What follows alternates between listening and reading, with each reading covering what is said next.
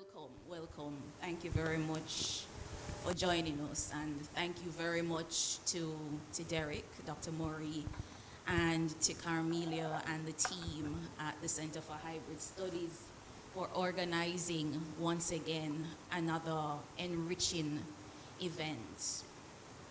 And I'm very happy to be on this stage with Margaret and Adrian to have this discussion about freedom and leadership. And the panel, the title talks about philosophy of freedom and leadership. And I want to point out that Margaret said, Roxanne, I don't know why Derek put me on this panel, because I'm not a philosopher. But so I want to start by talking a little bit, because yes, Derek said that I'm from the Department of History, Philosophy, and Psychology at the KVL campus of the University of the West Indies. And very often when people hear the word philosophy, they have a particular way of thinking about what philosophy is. They think that philosophy is about what would have been studied by, so the average person, when I meet them and I say, okay, I do philosophy, they bring in the Greek philosophers. So that's the idea that a lot of people have, or the idea that philosophy is something that's out there, it's esoteric, it's not something that affects our everyday lives. But my way of thinking about philosophy is quite different.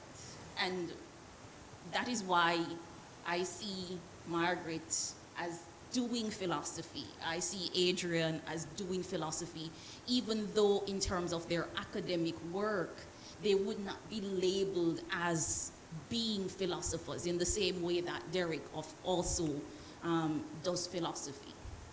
Because I see philosophy as engagement, deep engagement with significant ideas that have an impact on our lives, that shape how we interact with each other, shape how we interact in the world, shape how we think about ourselves and what we ought to do. And so in terms of the work that Margaret has done, in terms of the work that Adrian has done, they are doing philosophy, definitely. And so that way of thinking about philosophy is a way of thinking about philosophy that is also very much grounded within the Africana and African tradition of thinking about what philosophy involves. That philosophy is not something that is separate from every other aspect of our lives, that it is very deeply embedded within our lives. And to reiterate what the minister was talking about in terms of the role of music and poetry and so on, because when we look on somebody like Bob Marley and what Bob has done in terms of spreading a particular philosophical approach to thinking about who we are as members of the African diaspora or as Africana people, that is a very strong philosophical foundation that he has laid out for us, built on Marcus Garvey's work. Yes? And it should be noted, today is National Heroes Day here in Barbados. Marcus Garvey is a national hero of Jamaica, where I'm from. And at the time that Garvey, as the minister said, Garvey wasn't given the level of recognition that he ought to have been given, even though his work was clearly significant even at the time that he was working. But it continues to resonate. And what he talks about in terms of emancipating yourself from mental slavery, I'm happy that you mentioned it, Minister, because that's one of the ideas that we're definitely going to be exploring today. Because what he's talking about there is freedom. And so I want to get us thinking about, first of all, what freedom is. So let me ask the question then of both of you. How do you conceive of, think about what freedom is? Margaret, start with you. Thank you to Derek for inviting me here, and also for giving me the opportunity to perceive of myself as a philosopher. I happen to think philosophy is a very high discipline, and so I have a poem. It's a series that's written like Proverbs in the Bible, and it is called Principles of Revolution. And one of the principles of revolution is never use a word unless you are prepared to take on the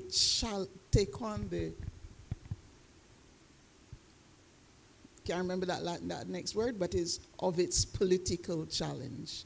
Never use a word unless you are prepared to take on the, can't say a challenge again, but challenge of its political challenge. So the word freedom to me, as the word philosophy, already comes with a political challenge. And I define the parameters of freedom rather than the concept itself. And the parameters of freedom for me are, one, you have a rule of three, something I call a rule of three. And that rule of three is there's me, there's you, and there's a thou. And the thou is all that is not me or you. So we're talking our conceptions of the spiritual as well as the ants and the weebles. Okay, so that's the thou. Another parameter is the issue of the actions that constitute or can be described as free. Another one is mind. So your thoughts about reality are also where freedom is expressed. And the final parameter is something that I called, the economists call it externalities. So freedom is also within the parameter of Hurricane Melissa or the St. Vincent volcano that left a lot of St. Vincent in my street, right, with the ashfall. So that's my conception of freedom, not as a, I'm holding off on the definition of the concept itself and dealing with the parameters that constitute freedom. Okay, thank you. Adrian? You know, so yeah, when any word that you can find in the dictionary has a dictionary definition, but then there is what that word means within a particular social and cultural context, and then there is what that word conjures up within the person using the word. So I would like to talk about freedom from the perspective of what it conjures up for me when I hear the word freedom. And I think of it in terms of freedom to and freedom from. Freedom is the ability to do, go, achieve, be what thou wast. Or freedom is the not having the imposition of others and being free from being moved or coerced into movement by something or someone outside of oneself. Freedom from or freedom to. So in terms of what freedom conjures up for me in imagery, on one hand, freedom to is smoke, vapor, something that exists in the atmosphere and floats and moves without restriction around everything. You can't stop it. Once there's a fire and the smoke gets into the atmosphere, no one can contain it, really. Smoke, vapor is free to go, be, form, and unform as it sees fit.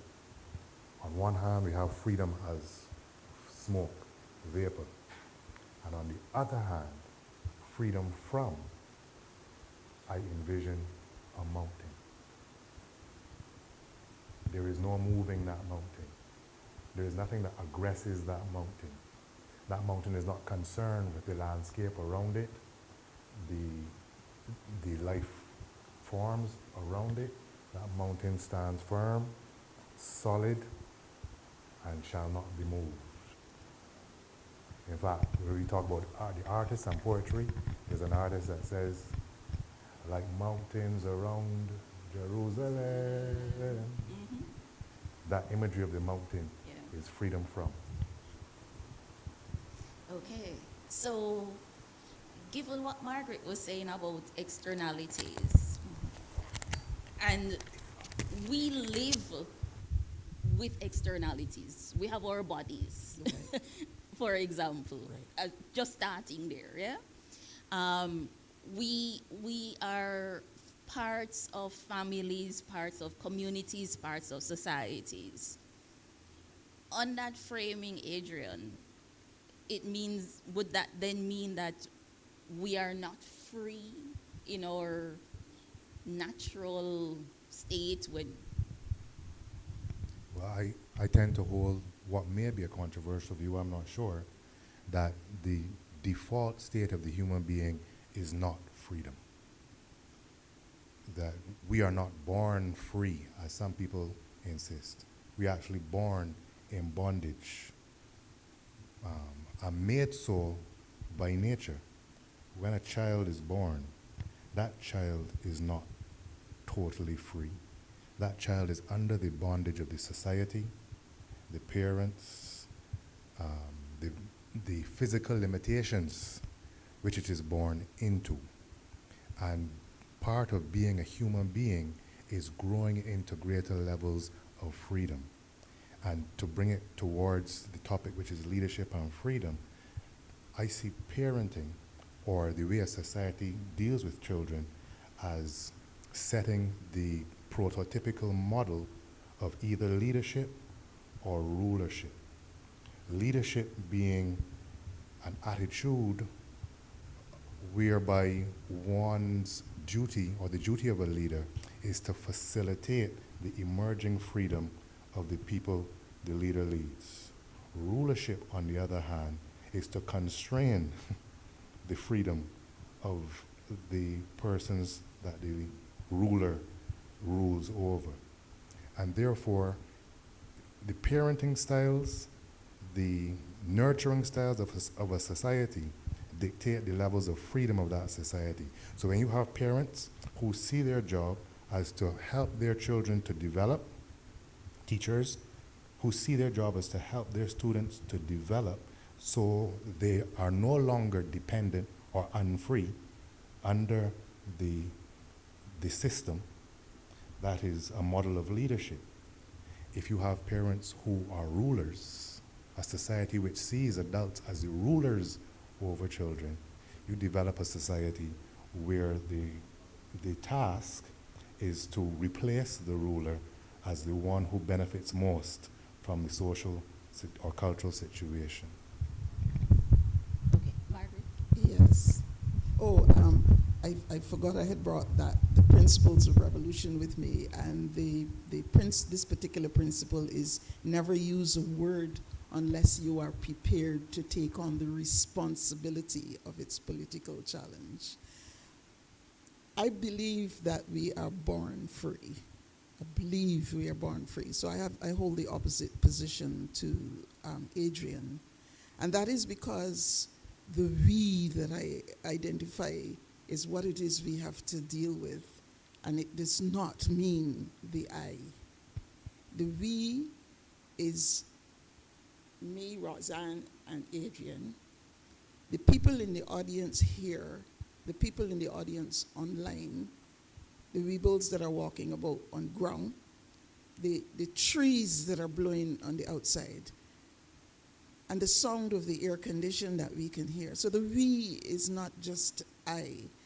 And we are born free. All of us have the capacity to be, and the capacity to be is freedom. I believe in the distinction between rule and leadership. I totally agree with that. Because for me, in my work, my dissertation work, I define leadership as a way of being in the world. So I don't believe that once you give birth to a child, that you are responsible for sitting on top of this child's head till it becomes who you want it to be. At the same time, my role, and I make a distinction between leadership and leader, my role as a parent leader has to have some measures of responsibility for determining the state of this child's world. So while I make a distinction between leadership and rule, I do not believe that you can absolutely separate rule from leadership. The problem that I think that we have if we're talking about leadership is that we fail to recognize that followership is also part of the construct leadership. That if we're going to talk about what the person who is leading is doing, we also have to be talking about, we have to be understanding and attending to what it is the people who are considered to be following are doing and thinking. There's a lot of talk by our political leaders, and I don't mean Barbados, I mean the political leaders that we have throughout the whole world who are following the system of rule that we've found ourselves coming under. There is a belief that the leaders are the ones who tell the people how to think. There's even that position in poetry, in literature. My name slipped me right now, but he said that the poet is the unaccounted legislator of the world. Can't remember who it is that say that. That is also a position that sees the poet as ruler. The people make an absolute poetry. The people make poetry, right? So we have to be, in our understanding of leadership and the freedom that we come with is the freedom of being itself. We have to be attentive to who it is we're talking about, and there's a me, a you, and a thou in there. And we also have to be conscious of the fact that our uses of words often fail to take into account their political challenge, the one that exists in every word. Yes, and so that's why it's really important for us to spend some time thinking through, when we talk about freedom, when we talk about leadership, what exactly are we talking about? And I agree with you that that there is that political dimension that is present in terms of the use of certain words, even in particular spaces. Yeah. So in terms of that distinction that you draw between between leader and leadership, in terms of the distinction that you draw, Adrian, between rulership and followership, leadership and rulership, sorry. And then the relationship that you created, Margaret, between leadership and followership. I think unpacking those concepts and those ideas and what they mean and the political implications, and of course we're using the term political here, not just in terms, and that's something to unpack as well, right? Exactly. So I want us to talk a little bit more about that tension that is there in terms of the discussion of freedom. But I want to bring it a bit closer to where I think all of our hearts lie as well, and we're part of the center's remit in terms of thinking about what freedom means for us in 2026 as people of the global south, as persons who are descendants of enslaved people, as members of the African diaspora, as Africana peoples, and whether the way in which we think about freedom has to be necessarily different because of those externalities, to use the word that you used before, Margaret, whether our positionality that makes a difference in terms of thinking about what freedom means in our everyday lives. I want to start with that statement from Bob Marley that you hear everywhere that the minister mentioned. Emancipate yourself from, and it's yourself, emancipate yourself from mental slavery. None but ourselves can free our mind. And meditating on that line in doing my work, dissertation work, it occurs to me that that statement is always used to refer to black people. It is always black people whose minds are supposed to be in need of freedom, in need of emancipation. And I realize, you know what? The emancipation, the purest example of emancipation in our world is not in black people's minds. It is in the thing that is practiced on black people, and that is racism. Racism came out of slavery. Maybe racism started slavery, I don't know which came first, which chicken or which egg came first. But racism is a direct descendant of slavery. Who is practicing racism? If racism is a denial of the freedoms of the individual to be, if racism is an attempt to make the smoke form in one single particular pattern, it's not the people without the power to do that. And I'm using power here also on the erasure, because I believe that everybody has power, right?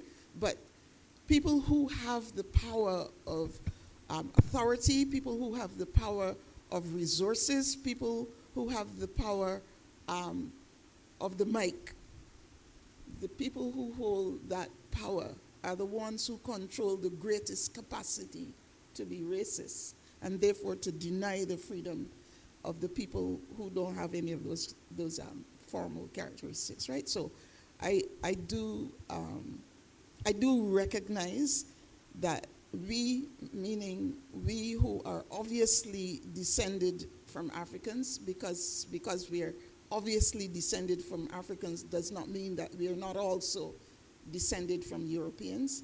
We who are obviously descended from Africans have to cultivate, or rather do cultivate, a different way of looking at the world than people who are not so identified. So Margaret, Yes, off? hello, is this on? This is on? No, I don't think so. It is? Okay.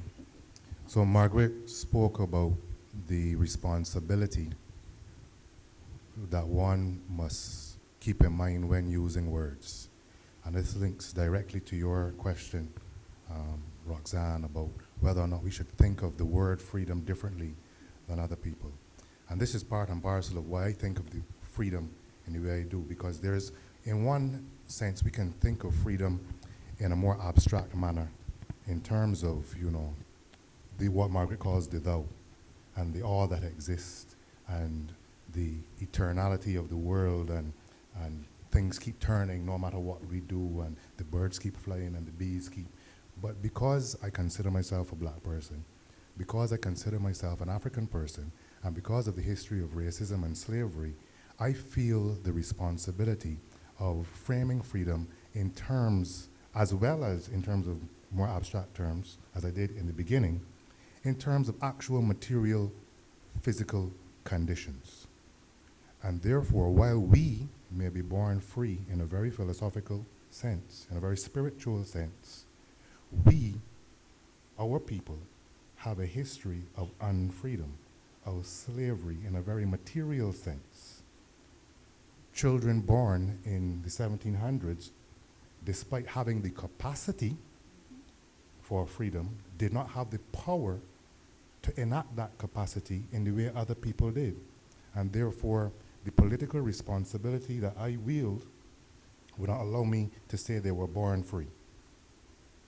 A child, my children, needed the assistance of myself and their mother and the society in order to remain alive. And they still need it as teenagers. They are not as free. So I can't say my children were born free, even though they were born with the capacity to exercise power and to exercise freedom. That capacity and that power is not fully developed. My job as a parent, not as a ruler parent, but as a leader parent, is to help them to develop that capacity so they no longer need my leadership or my rule. I agree with Margaret that I do not make an absolute distinction between leadership and ruling. I never make an absolute distinction. Unfortunately, one of the ways we are not free is that in order to communicate, we have to use language. And those words need definitions. And while I understand that no word is fenced in for eternity in a definition, you know, we gotta use them. So we gotta know what we're talking about. And also, we're using English, the three of us, but is English our first language in the first place? It is our first language. Is it really though? Well, yeah. I'm thinking.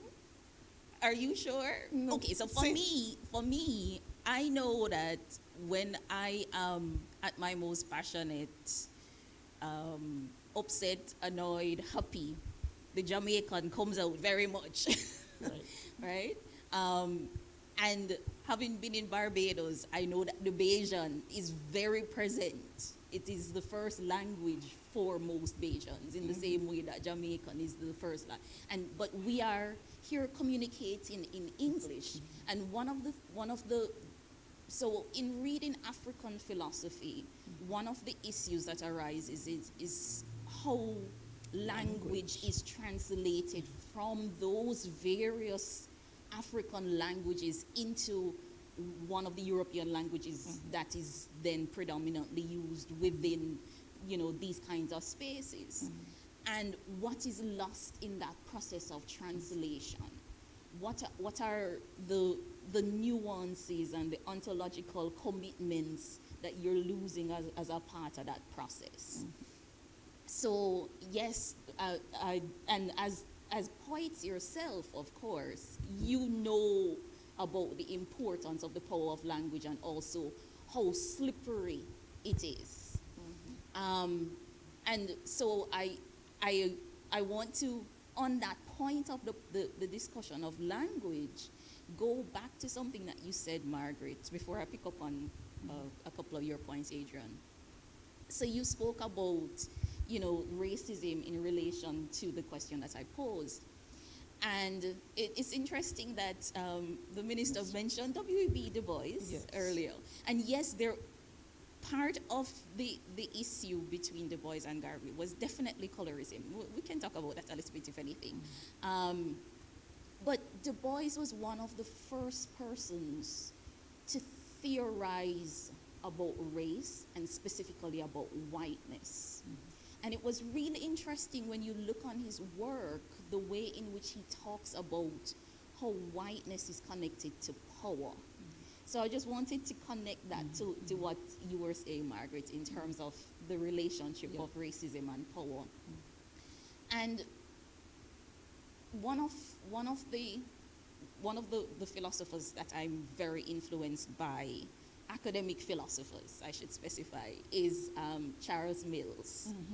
And he's done a lot of work on whiteness and ignorance as it relates to whiteness as well. So if persons are interested, they can explore Charles Mills's work as it relates to the issue of white ignorance and willful ignorance in terms of avoiding questions related to freedom as it relates to race. And the work of W.E.B. Du Bois would have written before about that. In terms of the discussion as it relates to rulership versus leadership and the connection to freedom that you were highlighting, Adrian, I wanted to, because you spoke about it within the context of parenting, but I want us to shift the focus a bit broader. I love how you have talked about it in terms of the role of the parent, because it causes us to think seriously about the way in which different parental, quote-unquote, styles have been utilized within our Caribbean space, from the parents who you definitely see as the rulers. It's my way or no way. And then you think about that within the wider educational system, the formal educational system, and the way that that kind of thinking operates within our educational system as well. Do we have a mixture of the rulership and leadership, or do we see more rulership than leadership within our educational setting? And then when we go into the wider society and the way in which our communities are organized, the way in which the society as a whole is organized, do we have leaders at the national level, or do we have rulers, or is it a mix?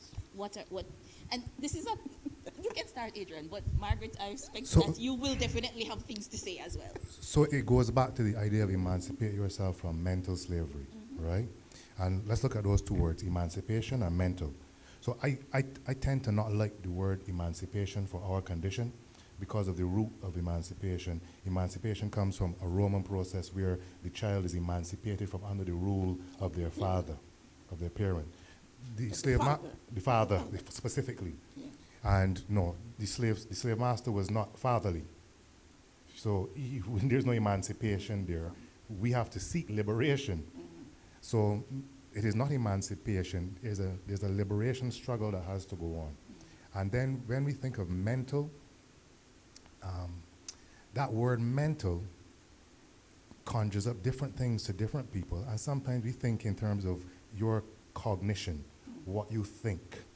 But really, mental is much more than that. There's behavior encoded in your nervous system. There's subliminal behaviors that come out in your behavior. There are cultural norms that you accept as natural and unquestionable.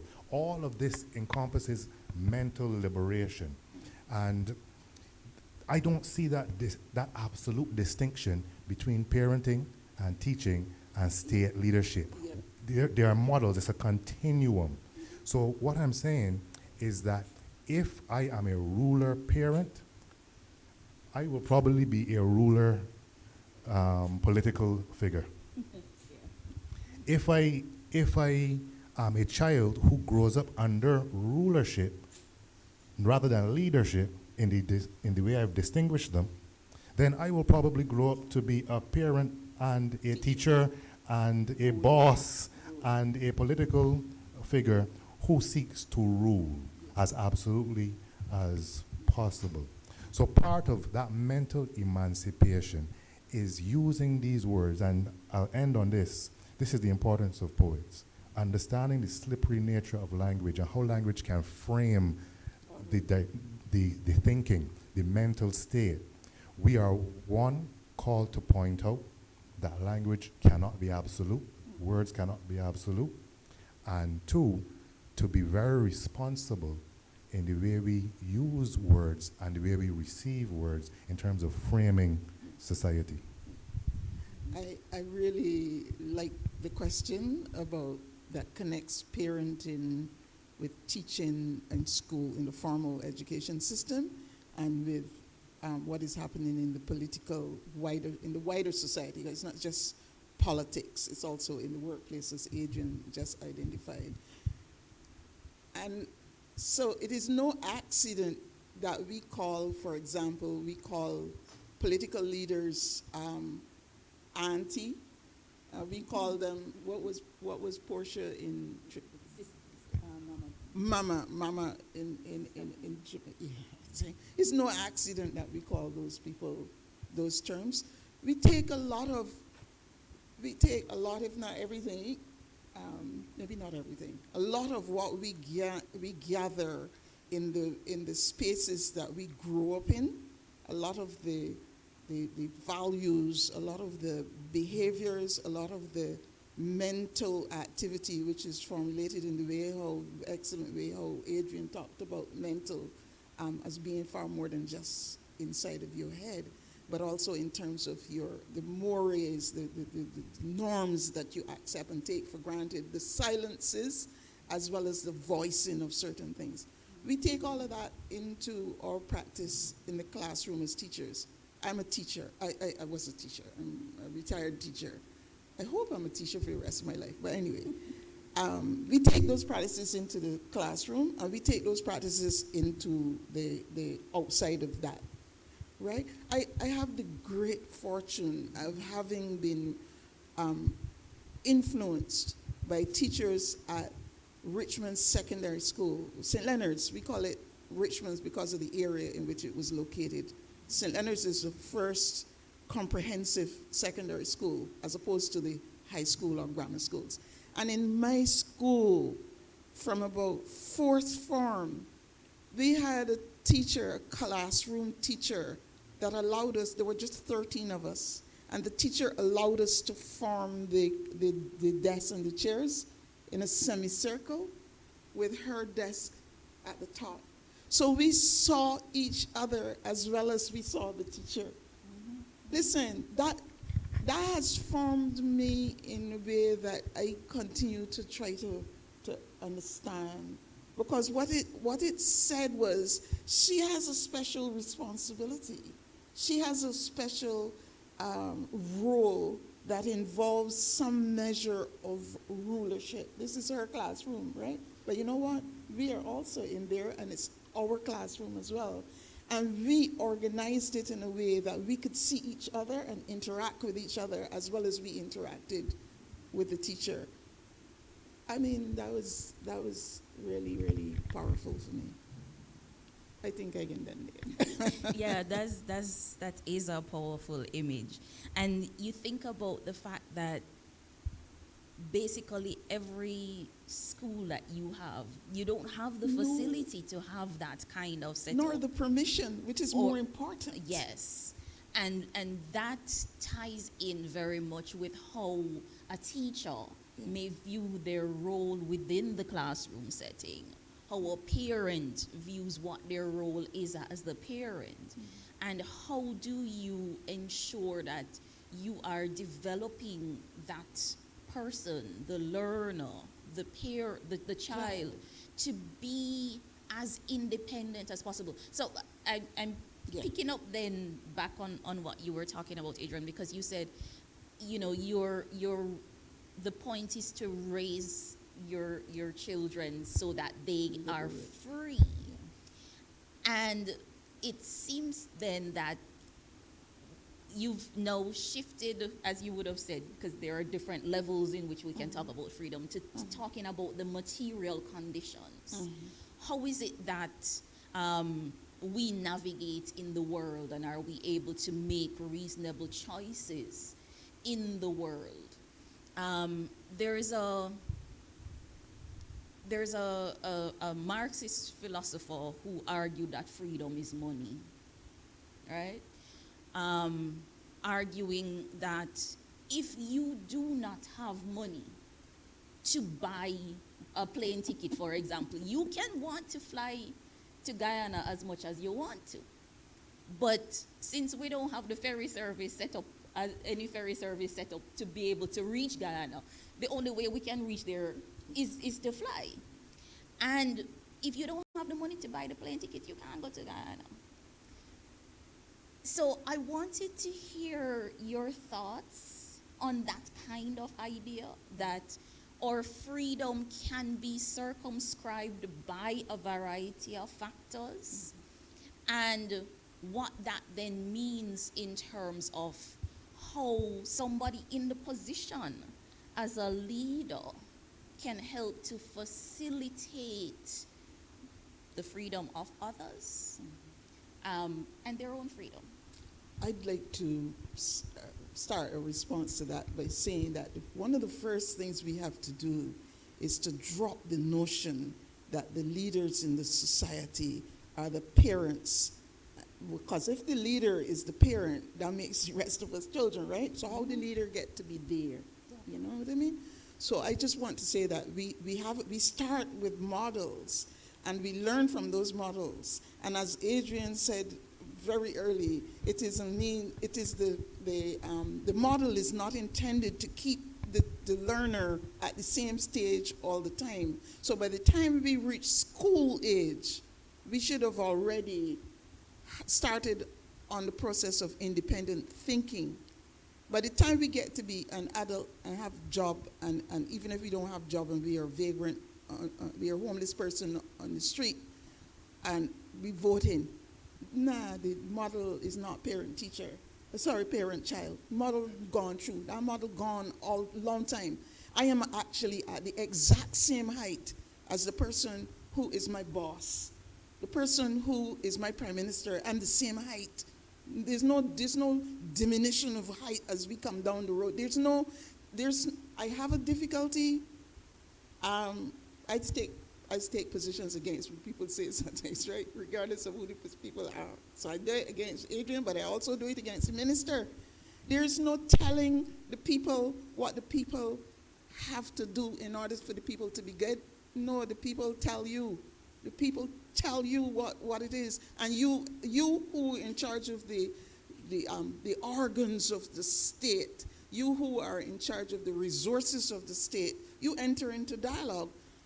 I saw in COVID, for example, and I'm going to say this, I saw in COVID that people were managing how they emerge from COVID alive. Some people managed it by taking on the position of the President of the United States, that the vaccines will kill you. Some people managed it by that, which I think is kind of silly, right? But that's my personal view. But people were managing, and I'm sure that I read all of the reports coming out of COVID that is the government that saved us from dying. You know, it wasn't the government. The government wasn't in every household. The government has a responsibility to do some rule things and to organize some legislation and to put some things in place. But when the government said, we're going to now go to the supermarket, we're not going to go to the supermarket in the next couple of days, you're going to have spread of COVID. That decision spread COVID, right? So I'm insisting that more of the world be organized for freedom and leadership and fellowship to blossom. The model has to be a lot more like the permission that these students were given to organize the room in a particular way. The fact that the students asked to organize the room in the way they wanted, and that we did it, and that we learned from each other and went on down the road. I think a lot more of that has to happen. Yeah, so language bounds us, right? And there's this idea that one of the biggest problems with the English language in particular is the verb to be, or more specifically, the word is. So when we say freedom is money, we already set up a binary, which means freedom is not mental freedom. Freedom is not. But I know that's not what's meant. But we have to agree that given the way our society is set up, money plays a huge role in at least certain aspects of freedom. So I think that is a given. And in terms of the leadership of a state, facilitating the growth of freedom of the people And bringing it back to the analogy of parenting, we all can imagine a parent who maybe does not do as good a job as they should, or maybe there's some other challenge which leads them to have an adult dependent child, right? And there are some parents who relish this because they want to keep their child dependent forever. Leading has benefits. There are going to be benefits to the parent to that, and benefits to the child too, depending on what level of freedom both of them want to enjoy. Some parents are like, you know, man, I can't wait till he get out of the house because I want to be free to do what I want to do. So freedom is a lot of things. It can't just be money. It can't just be material things. It is also mental. It is also cognitive. And with regards to our societies, we are very young societies. I must dare say immature. And naturally, what should happen is that as the dependent and the leader slash ruler, the relationship between the two grow, the dependent becomes more free, more independent, and the leader, the ruler, loosens some of the controls. And sometimes this is a struggle in the absence of a well-structured, standardized process by which this happens, rites of initiation, graduation, and so forth. This is something that happens in terms of a struggle, a back and forth, a tug of war, oftentimes. So what we see in our societies is societies that are struggling to mature to a point that we actually have leaders, and that the people themselves are looking to grow and emerge. Because I'm quite disturbed by sometimes by how willing people are to call political figures auntie or uncle. You know what I'm saying? That suggests to me that the people are almost a little satisfied with that role. And therefore there's some maturing that has to happen, not only from the leadership, but from the people as well. And I think that this is something that takes time. I often misquote Bob Marley, but I think my version of the quote is better. 500 years of slavery is not wiped away so easily. That's the length of time it has taken for us to regress to this condition, and it may be the length of time it takes for us to mature. All right. Oh, finally, sorry. So therefore, for us especially, given our condition, freedom cannot only be money. Because from the time black people were enslaved, there were black people who had enough money. But as a people, money itself will not make us free. So we can invoke people like Fanon here. Well, sorry. So we can bring in people like Fanon here who talk about the importance of a process of decolonization that takes place materially, but also very significantly in terms of that internal freedom that we're aiming for. Because there are several quotes that I absolutely love from Fanon in terms of presenting his ideas, engaging with the condition of black people. And one of those quotes is, "I'm overdetermined from without." So the black body walks in and reason walks out. That's another. And so that ties in with what you're saying, Adrian, in terms of, yes, somebody can have money, but depending on the room that they're walking into or the space that they're interacting in, that does not actually mean that you have that freedom to do whatever it is that you want to do. Because, and again, he talks about the social context, that we have to consider sociality as a crucial part of engaging with how we think about how we're going to theorize about the world. And you spoke about the leader-follower relationship and the importance of the follower in terms of helping to shape the framing or the way in which the leader may operate as well. Right. And I think about the Akan philosopher Kwame Gyekye, who in talking about communitarianism, he says, of course, we are parts of communities, but we're also individuals.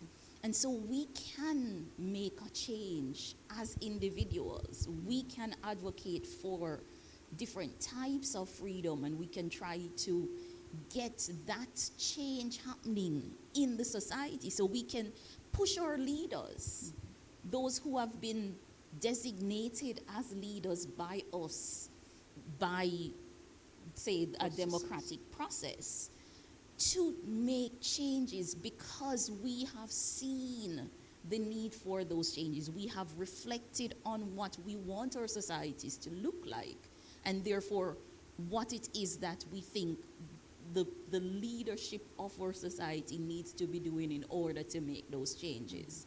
So it's very much a symbiotic relationship as that you were talking about.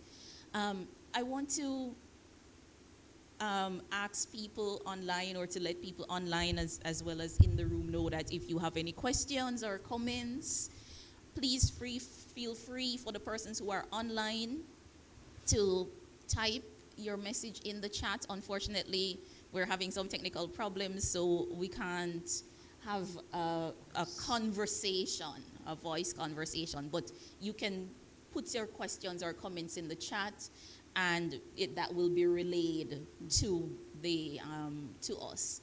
And for the persons who are in the room, if you have any questions or comments, please feel free to raise a hand, and we will engage.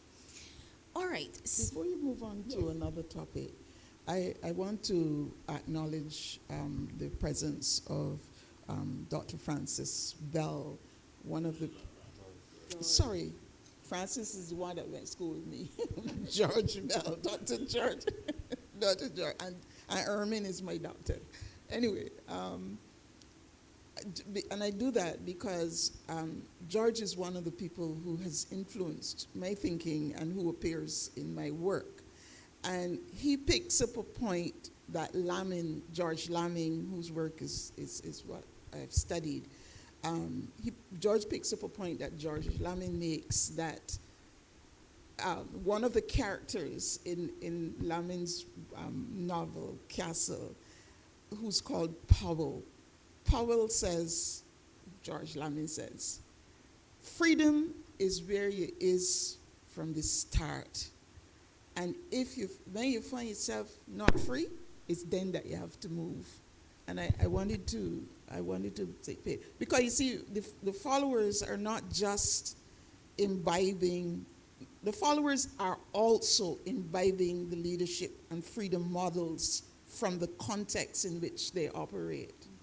They're also activating the thing that we come with, that Adrian talked about, which is our bodies. And our bodies push us because I occupy an individual body as much as it's not just me. I occupy an individual body that has its own imperatives. So within the follower is also the need to break out of a particular model of leader following, as well as a capacity to manage the tension between what I want to do and what the rest of this thing, these people and these externalities are forcing on me.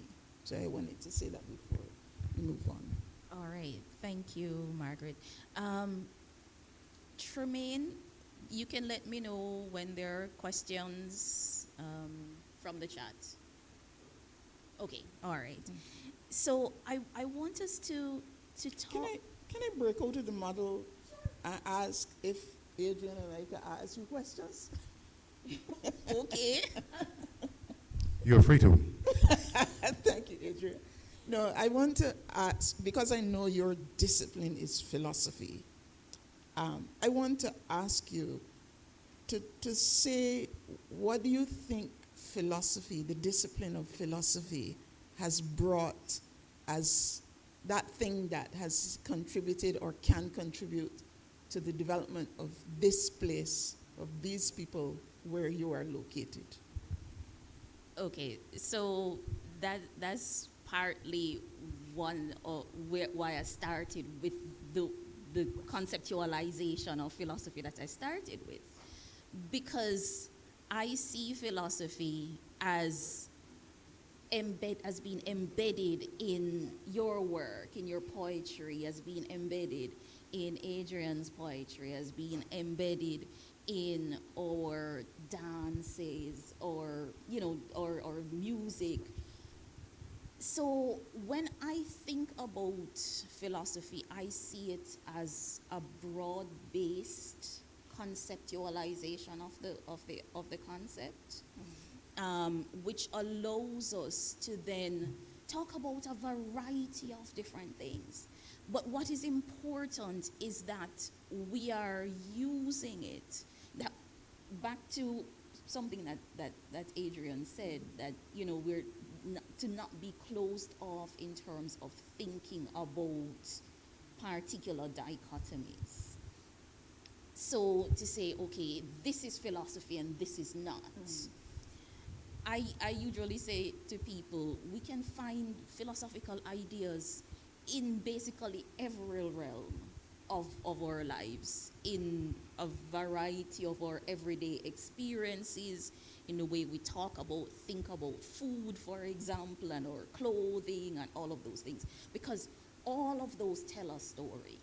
And what is important is that we actually engage with what the stories are and use those as points for exploration in terms of thinking about who we are and what is it that we want to do. Because I think ultimately that is what philosophy is about, helping us to understand who we are and what is it that we ought to do. And what that means is that sometimes we have to raise questions about where we are right now, the structures that operate right now in our societies. Are these the best approaches that we have in terms of thinking about leadership, for example, or thinking about education or parenting in terms of the dominant models? Are these the best approaches to allow us to get to where we think we ought to be? And even in terms of the question of where we ought to be, what exactly does that mean? So you see, when we start to ask those questions, what we're asking is, how do we organize ourselves in society? How do we treat other people? And once we start, when we're asking those questions, we're doing philosophy. And the problem sometimes, because you mentioned, both of you at some point mentioned religion. The problem sometimes is that we get caught up in specific kinds of answers and limiting ourselves to specific kinds of answers. So we would say, okay, from a religious perspective, this is the only possible answer, without thinking about the fact that there are different kinds of religious perspectives and even if we're embracing, say, Christianity, there are different kinds of Christian perspectives that can give us different kinds of answers. So it's about exploring the different options, the different possibilities, and that's what philosophy allows us to do. The problem, unfortunately, is our society organized in such a way that it facilitates us engaging in that kind of discourse.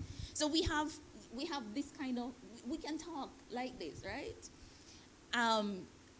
But then sometimes if you're having a conversation with somebody, just an everyday conversation, then somebody will say, oh, you talk too much, you're asking too many questions, that sort of thing. Yeah. And because we are comfortable with not asking, with not deeply engaging.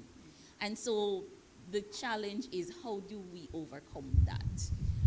And, it's just doing a little bit at a time. Can I jump in? So I really like how you frame that. And it is in line with something, what I've been thinking for a long time, and you just nudged me to frame it differently. Because I've been grappling with this question of philosophy. You know, philosophy is a word. The word is of Greek origin. There's a history attached to the word. There's a political responsibility attached to the word. And so how do we decolonize and free philosophy from its historical and cultural connotations? And I really like what you did just now, Roxanne. And what I heard you say is, to frame it in terms of the discussion, philosophy is the art of being free to question reality, or question the perception of reality and the givens that we find ourselves in, we find ourselves constrained by. So no, I love that framing, Adrian. And so there's an interesting body of work that's being done now in terms of that process of decolonizing philosophy. So if people are interested, there's an interesting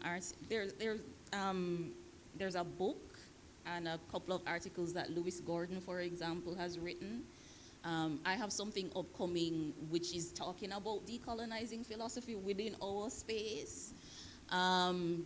So that work is happening, but it should be noted, having read Lewis Gordon, and he spends a lot of time looking on language, and he said, this idea that philosophy is a Greek word and therefore, philosophy as an idea is Greek is quite problematic, because as human beings, we would not have started philosophizing when, 3,000 years ago with the Greeks. I want to push back there. Yeah. I think Lewis Gordon is not taking on the responsibility of the political ramification, the political challenge of the word. So philosophy is a word that has a history, that has connotations in people's minds.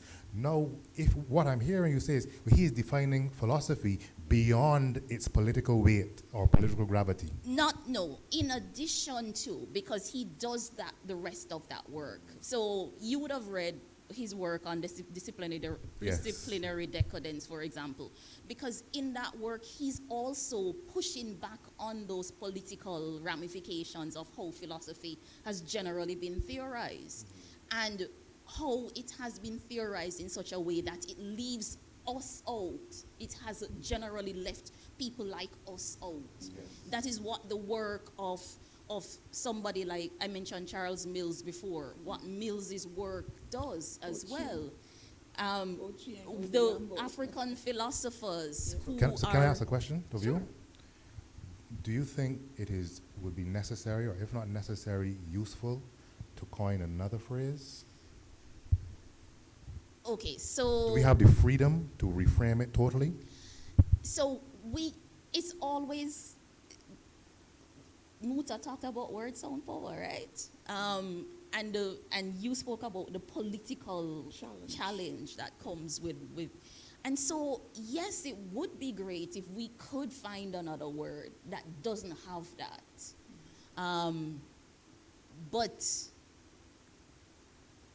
maybe what is more important is that in the same way that we can raise questions about how freedom has, how freedom and rationality have been conceptualized without taking into account things like the transatlantic slave trade, without taking into account how racism has been embedded since the period of the Enlightenment into terms like rationality, that we need to reclaim what the term philosophy actually means. That is a term that, yes, it comes from a particular space in terms of the root of the word, but it is ultimately an area and that is fundamental to all of us as human beings. So I'm in between. It would be great if we could find a word, but I think it's also very important for us to take that word as our own, and not to see it as the domain of these people who are there, and then people like us who are doing philosophy that questions are then raised, like, are you actually doing philosophy? Yeah. You know? I, Yeah. I see the angst that Adrian raises. I was having gone through the philosophy conferences of the University of the West Indies. I don't know how many years there are now, but at least I know I was there for 10 of those conferences, yearly conferences. And having been introduced to African philosophy in those conferences, with my fast self, I was in Brussels at a women's meeting, and the people that invited me to dinner one night, I raised this notion of African philosophy. I'm new at the thought. I am now trying to figure out what is going on, and the people tell me, oh, but there's no such thing as African philosophy. There's philosophy. So I had the same problem as you, right? And they were not claiming philosophy from the point of view that Roxanne is talking about it. They were reclaiming the Greek thing, right? Oh, they were reclaiming the Greek thing, that philosophy is a thing that exists. So there's no such thing as African philosophy. African philosophy is. Would they have agreed that Africans partook in philosophy before contact with? I got a strong feeling, right? With anybody who challenges the notion that there is something called African philosophy, that person don't feel that we were doing philosophy in Africa. I don't feel so. So long before we struggle as people, particularly born in this part of the world, in terms of liberation of thought. We struggle with basic things like, am I beautiful or not? Right. You know, we struggle with basic things like, is the human race one race or not? Is it one people that my thing, right? Because I have problems with reparations. I have difficulties with reparations, as I raised with Derek. Once it's a crime against humanity, there's no amount of reparations that can pay for it. Because humanity is everybody. Right, but that's another story. We could get into that.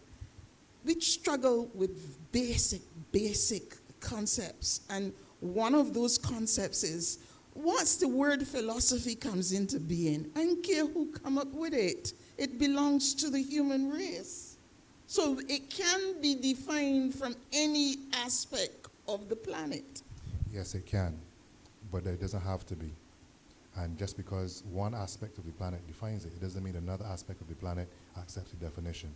So what I'm saying is that we have to be clear on this basic direction that we choose.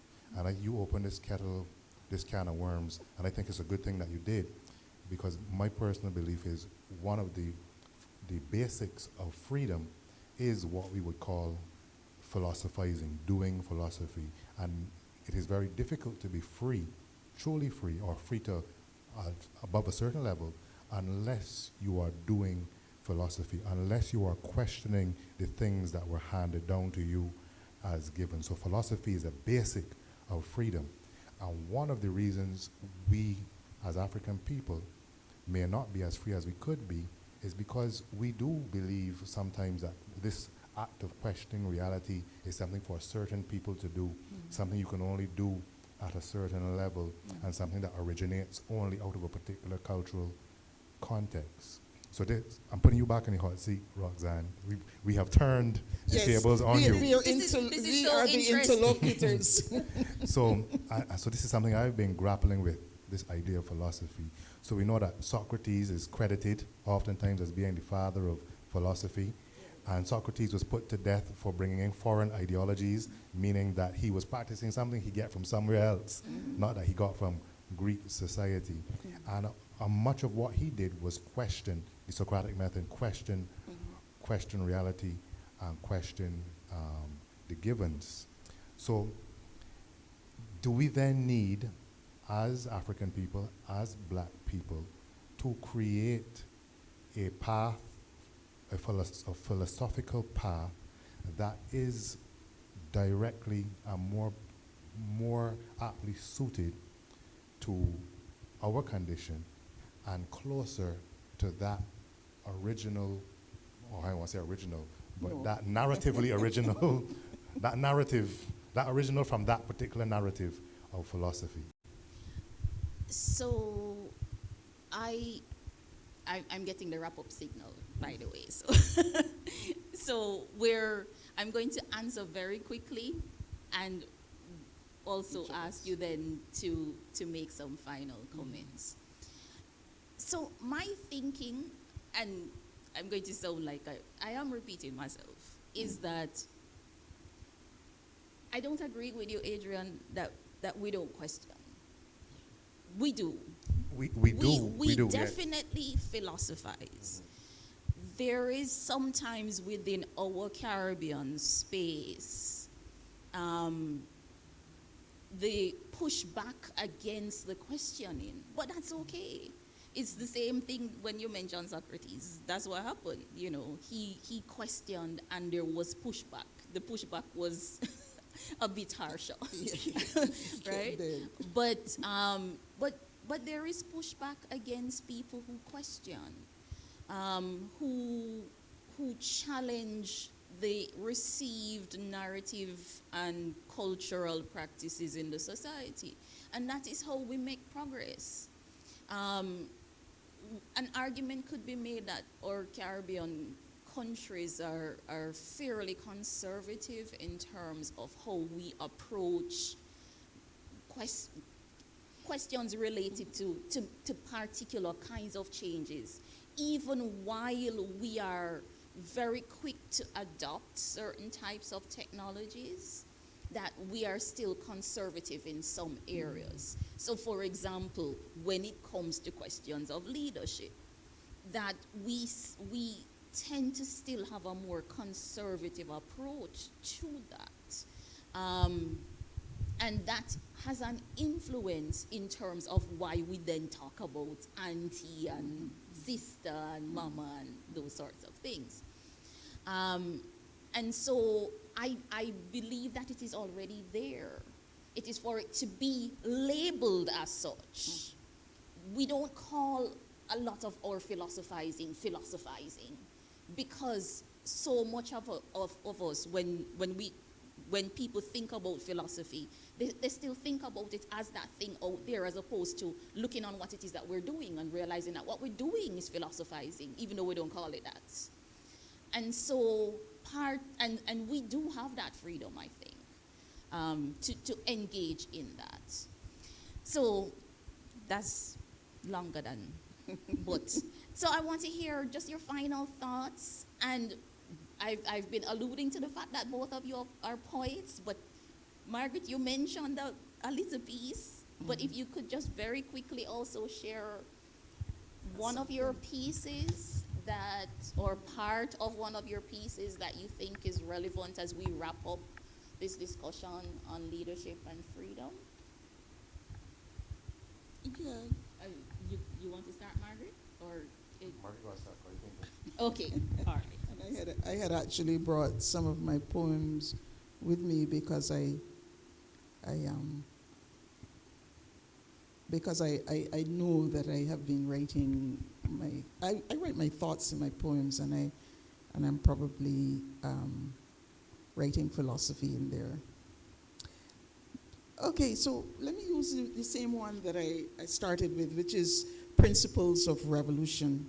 I was kind of hesitating because this one isn't using much dialect, and the Barbadian vernacular is the one, the Bajan vernacular is the one that I use, my work is mostly expressed in.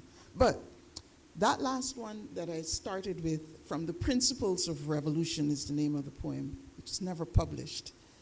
Principles of Revolution: never use a word unless you are prepared to take on the responsibility of its political challenge. Principles of Revolution starts with, I'm going to read 3. The concept of androgyny is very liberating. Every idea, every concept, every word have roots. And the last one: whatever God permit you at any moment, that is all it have to get. Use that.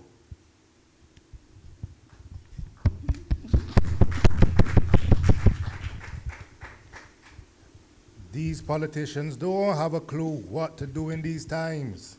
I don't think that they're crazy, but they're certainly not in their right minds. They can't find solutions for the problems that plague us, so they gamble with our lives like they were dice in Las Vegas. After independence, they neglected to correct their colonial mindset. So even though it's black men and women we elect, it's still the slave masters' mentality that they project to protect their position in the status quo, to keep themselves up on high, and the rest we down below them didn't make it so. They come and find it so, but through some misguided sense of obligation, they want to keep it so. But tell me, what is the reason they're so in love with the Westminster system? It's part and parcel of colonialism and quite possibly a very sinister system. But I know that they can help the people and they could truly uplift them this time if these politicians would only find their right minds.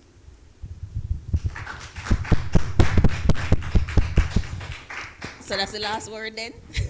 Yeah, that's my last word.